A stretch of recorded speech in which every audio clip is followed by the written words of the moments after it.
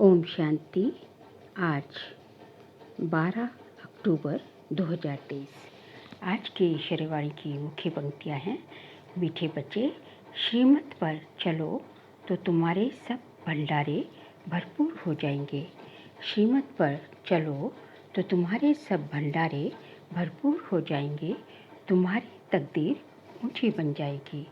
प्रश्न है, इस कलयुग में किस चीज़ का दिवाला निकल चुका है? दिवाला निकलने से इसकी गति क्या हुई है? उत्तर है, कलयुग में पवित्रता, सुख और शांति का दिवाला निकल चुका है। इसलिए भारत सुखधाम से दुखधाम, हीरे से कौड़ी जैसा बन गया है। ये खेल सारा भारत पर है। खेल के आदि मध्य अंत का ज्ञान अभी बाप तुम्हें सुना रहे हैं। तकदीरवान सौभाग्यशाली बच्चे ही इस ज्ञान को अच्छी रीति समझ सकते हैं। गीत है, भोलेनाथ से निराला कोई और नहीं। ओम शांति। भगवान वाच, कौन सा भगवान? भोलानाथ शिव भगवान वाच। बाप भी समझाते हैं, टीचर का भी काम है समझाना, सतगुरु का भी काम है समझाना। शिव बाबा को ही सत बाबा भोलानाथ कहा जाता है।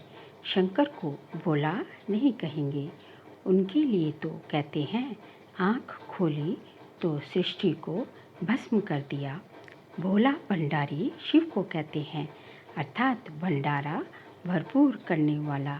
कौन सा भंडारा? धन दौलत सुख शांति का।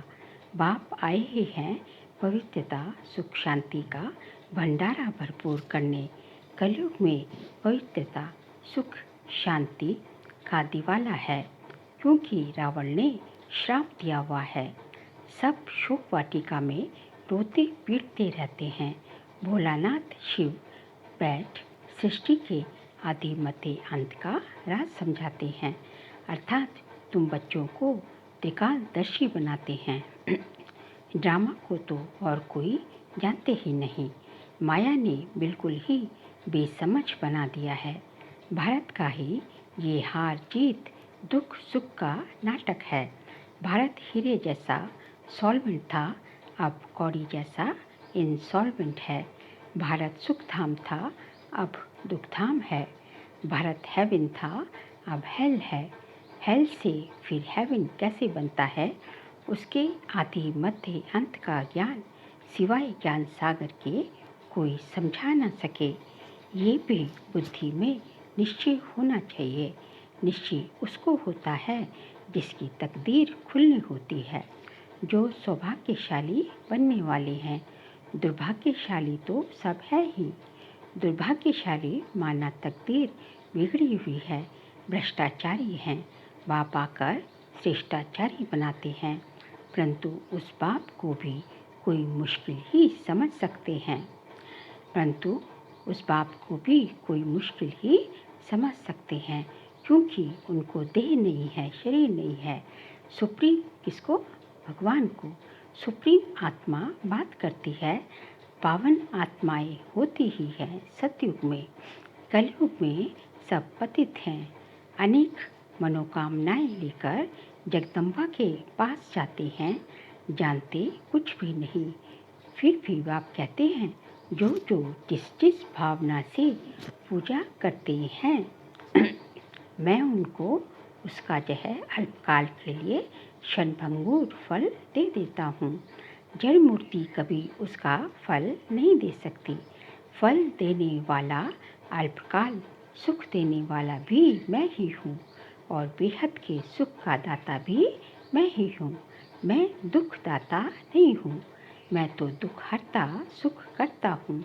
तुम आए हो सुखधाम में स्वर्ग का वर्षा पाने, इसमें परहेज बहुत है।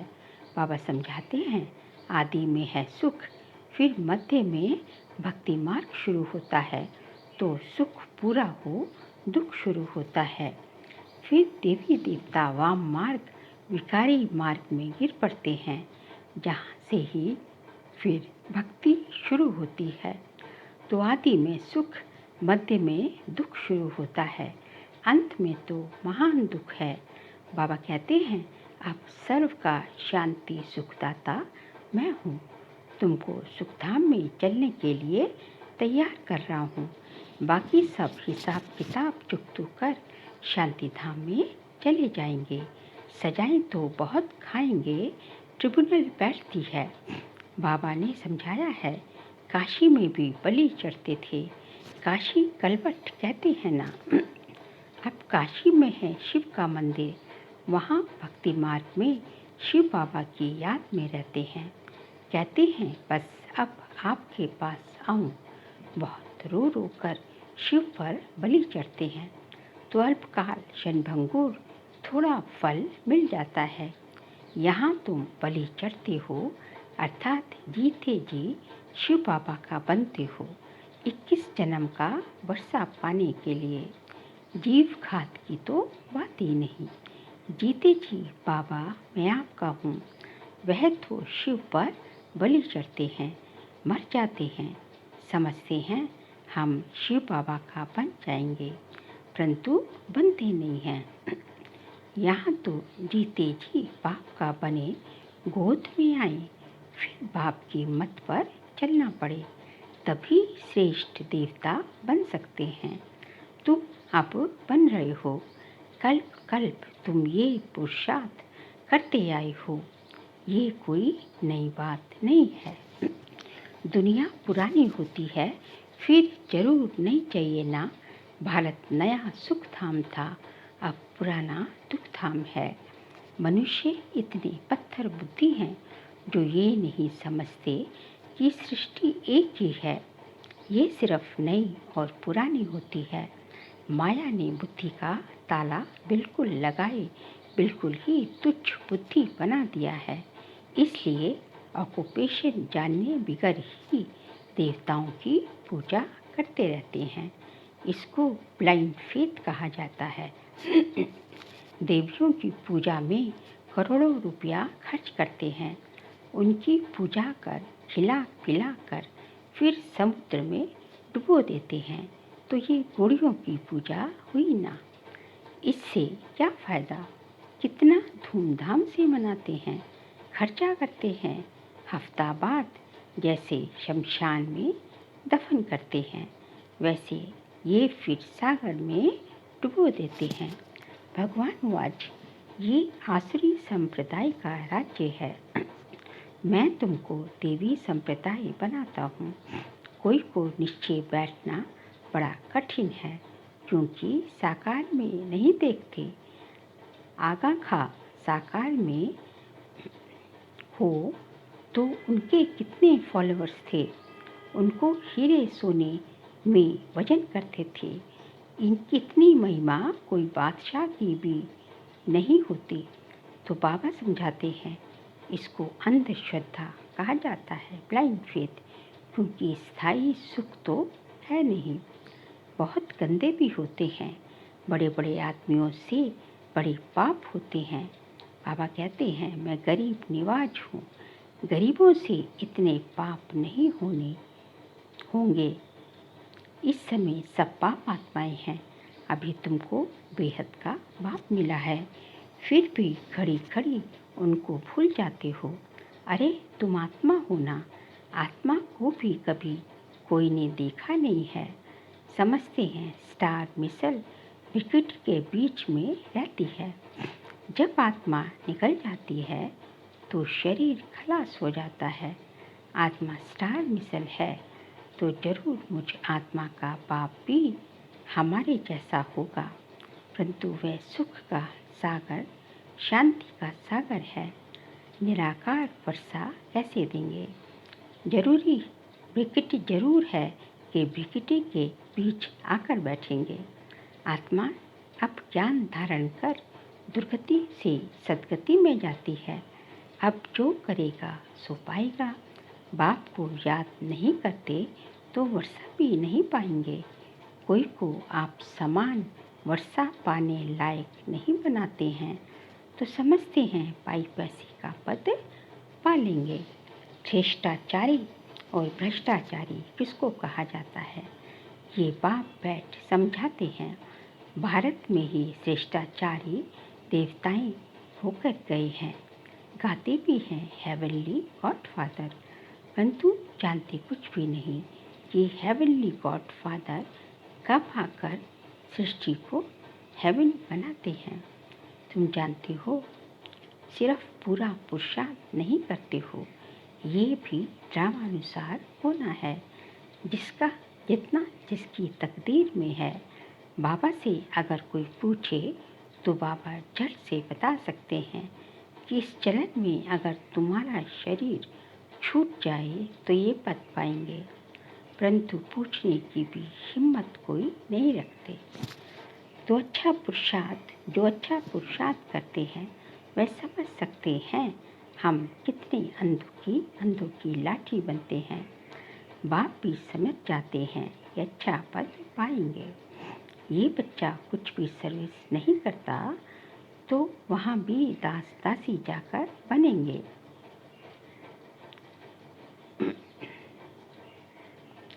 ये अच्छा पद पाएंगे। ये बच्चा कुछ भी सर्विस नहीं करता तो वहाँ भी दास दासी जाकर बनेंगे। झाड़ू आदि लगाने वाले, श्री कृष्ण की पालना करने वाले, महारानी का श्रृंगार करने वाले दास दासियाँ भी होती हैं ना। वह है पावन राजाएं, ये है पतित राजाएं। तो पतित राजाएं पावन राजाओं के मंदिर बनाकर उनकी पूजा करते हैं। जानते कुछ भी नहीं। बिरला मंदिर कितना बड़ा है, कितने लक्ष्मी नारायण के मंदिर बनाते हैं, परंतु जानते नहीं कि लक्ष्मी नारायण कौन है। फिर उनको कितना फायदा मिलेगा। अल्पकाल का सुख। जगत अम्बा के पास जाते हैं, ये थोड़े ही जानते हैं कि ये जगत अम्बा ही लक्ष्मी बनती है। इस समय तुम जगत अम्बा से विश्व की सब मनोकामनाएं पूरी कर रहे हो, विश्व का राज्य दे रहे हो। जगदम्बा तुमको पढ़ा रही है, वही फिर लक्ष्मी बनती है, जिससे फिर वर्ष वर्ष भीख मांगते हैं। दिवाली के दिन भीख मांगते हैं ना, कितना फर्क है। लक्ष्मी से हर वर्ष पैसे की भीख मांगते हैं। लक्ष्मी को ऐसे नहीं कहेंगे कि हमको बच्चा चाहिए या बीमारी दूर करो नहीं, लक्ष्मी से सिर्फ धन मांगते हैं। नाम ही है लक्ष्मी पूजन। जगदम्बा से तो बहुत कुछ मांगते हैं, वह सब मनोकामनाएं पूरी करने वाली है। अभी तुमको जगदम्बा से मिलती है स्वर्ग की बादशाही। लक्ष्मी से हर वर्ष कुछ ना कुछ धन का फल मिलता है, तब तो हर वर्ष पूजा करते हैं। समझते हैं धन देने वाली है, धन से फिर पाप करते रहते, धन प्राप्ति के लिए भी पाप करते हैं। अभी तुम बच्चों को मिलते हैं अविनाशी ज्ञान रतन, जिससे तुम माला माल बन जाएंगे। जगदम्बा से स्वर्ग की राजाई मिलती है, वहाँ पाप होता नहीं। कितनी समझ की बातें हैं। कोई तो अच्छी रीति समझते हैं, कोई तो कुछ समझते नहीं हैं, क्योंकि तकदीर में नहीं है। श्रीमत पर नहीं चलते तो श्रेष्ठ थोड़ी ही बनेंगे, फिर पद भ्रष्ट हो जाता है। सारी राजधानी स्थापन हो रही है, ये समझना है। गॉड फादर हेवनली किंगडम स्थापन कर रहे हैं, फिर भारत हेवन बन जाएगा। इसको कहा जाता है कल्याणकारी युग। ये है बहुत से बहुत 100 वर्ष का युग, संगम युग 100 वर्ष का युग, और सभी युग 1250 वर्ष के हैं। अजमेर में वैकुंठ का मॉडल है, दिखलाते हैं स्वर्ग कैसा होगा। स्वर्ग तो जरूर यहाँ ही होगा ना। थोड़ा भी सुना तो स्वर्ग में आ जाएंगे, परंतु पढ़ेंगे नहीं तो जैसे भील है, प्रजा भी नंबरवार आती है, परंतु वहाँ गरीब साहूकार सुख सबको रहता है। यहाँ तो दुख ही दुख है। भारत सतयुग में सुखधाम था, कलयुग में दुखधाम है। ये वर्ड की हिस्ट्री ज्योग्राफी रिपीट होती है। गॉड एक है, वर्ल्ड भी एक है, नई वर्ल्ड में पहले है भारत। अभी भारत पुराना है जिसको फिर नया बनना है।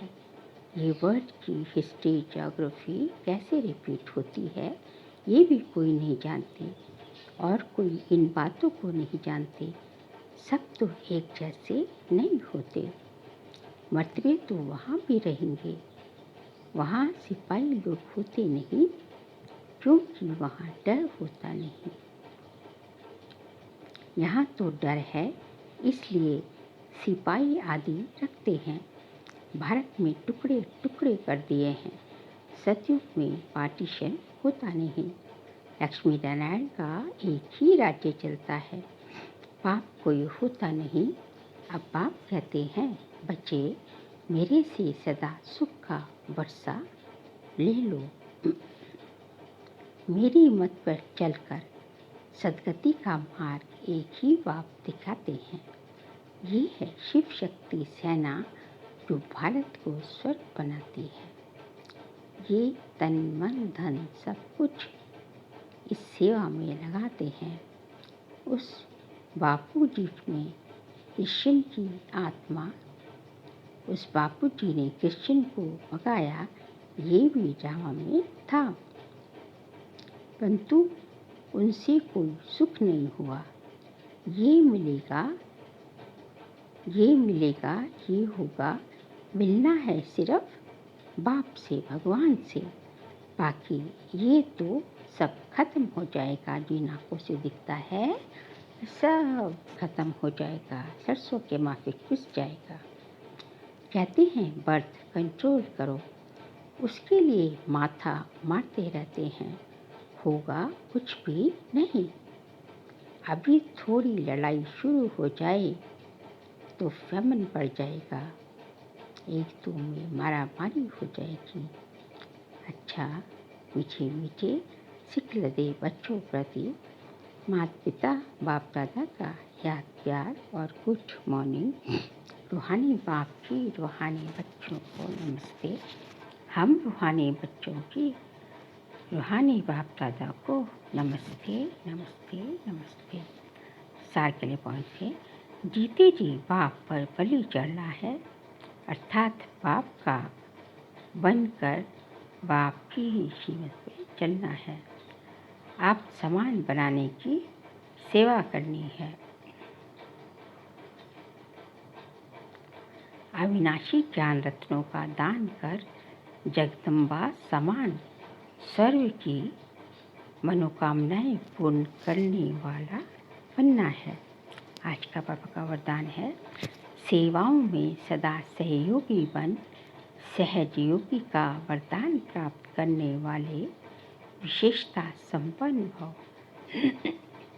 सेवाओं में सदा सहज योगी, सेवाओं में सदा सहयोगी बन सहज योगी का वरदान प्राप्त करने वाले विशेषता संपन्न भव। ब्राह्मण जीवन विशेषता संपन्न जीवन है। ब्राह्मण बनना अर्थात सहज योगी जीवन, सहज योगी भाव का वरदान प्राप्त करना। इसका जब ब्राह्मण बनना तो यही सबसे पहला जन्म का वरदान है। इस वरदान को बुद्धि में सदा याद रखना। ये है वरदान को जीवन में लाना। वरदान को जीवन में लाना मतलब वरदान हम आपके स्मृति स्वरूप में रहे, आपकी स्मृतियों में रहे कि जो है बाबा ने हमें ये दे रखा है। वरदान को कायम रखने की सहज विधि है सर्व आत्माओं के प्रति वरदान को सेवा में लगाना। ये किसकी विधि है? वरदान जो है आपके पास जो कायम रहे, इसलिए उसको सेवा में लगाओ। सेवा में सहयोगी बनना ही सहज योगी बनना है। सेवा में सहयोगी बनेंगे तो स्वतः ही सहज योगी बन जाएंगे। तो इस वरदान को स्मृति में रख विशेषता संपन्न बनो। स्लोगन है, अपनी मस्तक की मणि द्वारा स्वयं का स्वरूप और श्रेष्ठ मंजिल का साक्षात्कार कराने वाले लाइट हाउस बनना। अपने मस्तक की मणि द्वारा स्वयं का स्वरूप और श्रेष्ठ मंजिल का साक्षात्कार कराना ही लाइट हाउस बनना है। बाबा कहते हैं कि जो आपके अंदर जो है मणि जो है, जो भ्रिकुटी के मध्य में चमकता है जब सितारा, जो ये आत्मा रूपी मणि है, उसको आत्मिक स्थिति, उसका स्वरूप बन जाओ कि मैं आत्मा हूँ, मेरा शरीर है। तो आप जो है उस आपके स्वरूप बन जाए हो, आत्मिक स्वरूप में रहना स्थित हो जाओ। तो जो है आत्म अभिमानी स्थिति में रहने स्थित हो जाएंगे तो जो है श्रेष्ठ मंजिल का साक्षात्कार कराना। हमारी श्रेष्ठ मंजिल क्या है? निराकार मुक्ति धाम और जीवन मुक्ति धाम। क्योंकि मुक्ति धाम में जो है थोड़ा इंटरटेन के लिए, मुक्ति धाम में थोड़ा जो है रेस्ट विश्राम करने के लिए जाना है। बाबा के घर है, हम सब बच्चों का भी घर है, बाबा का भी घर है। तो यहाँ से पहले जैसे शरीर छूटते ही हम जो है बाबा के साथ मिलकर मुक्ति धाम जाएंगे और फिर वहाँ से जीवन मुक्ति में आएंगे।